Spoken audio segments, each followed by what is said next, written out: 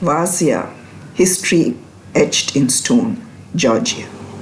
Presented by Holidays on Shoestrings. About 270 kilometers from Tbilisi, in Georgia's Samtskhe-Javakheti region, lies Vardzia, an active monastery and a popular Orthodox pilgrimage site. It is one of Georgia's must-see tourist attractions. Visiting it, though, involved quite a bit of uphill walking and negotiating uneven stairs, steep paths, some precarious ledges. Some areas did not even have railings, and as for the tunnels, some were pitch dark.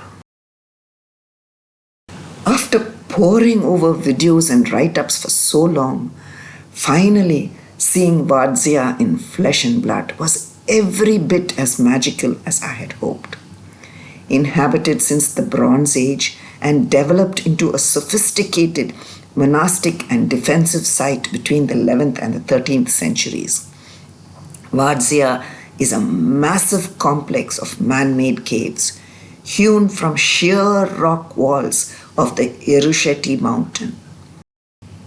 It teeters over the Mtkvari River in the southwestern part of Georgia, close to the Armenian border.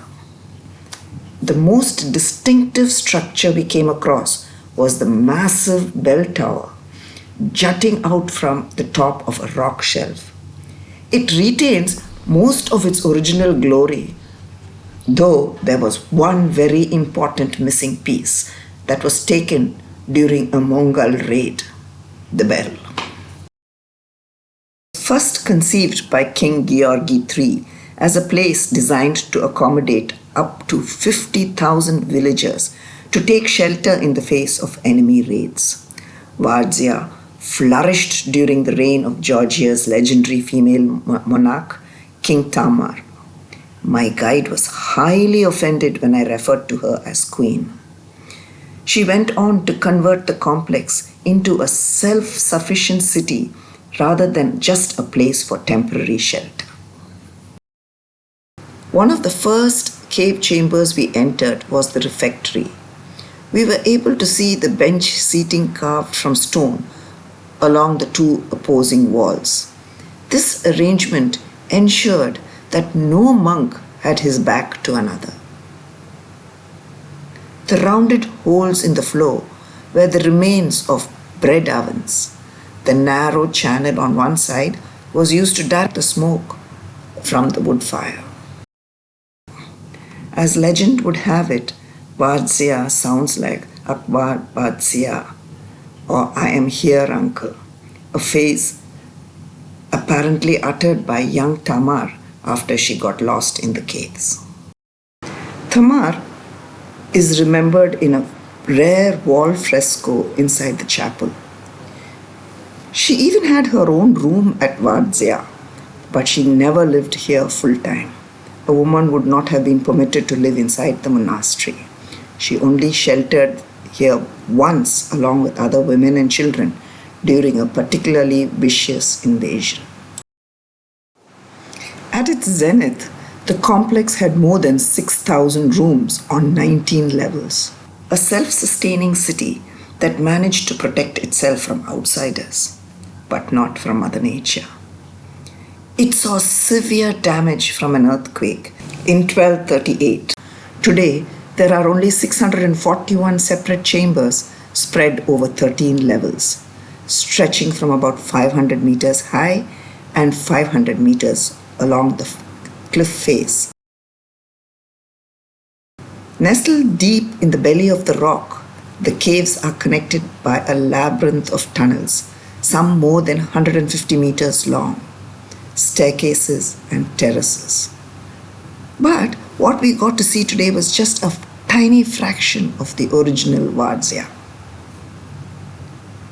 In later years, shepherds started using the caves for shelter and would burn sheep manure, which is why most of the rock chambers are blackened inside. Hidden deep within the complex and accessible via a low tunnel is a natural spring. Water appears to seep from the rock walls, filling a pond drop by drop, giving it the name Tears of Queen Tamar. Pilgrims can fill their bottles with the healing holy water from a special container nearby.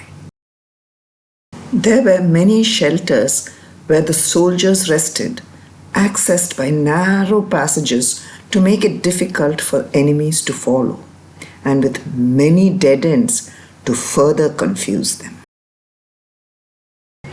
Vardzia had at least 25 wine cellars in its heyday, and we could see the broken bits of the clay amphoras buried in some of the stone floors. Monks produced up to 80 tons of wine using grapes cultivated on steep terraces, a method traditional to this area. Much of the wine went to the soldiers as they passed through the area on their way to the battlefront. Yeah, this is so little before us for Georgians. There was an apothecary located on one of the upper levels and visible from the path, where tinctures used to be made and stored. We could clearly see the little nook shells hewn from the rock where the glass bottles must have stood.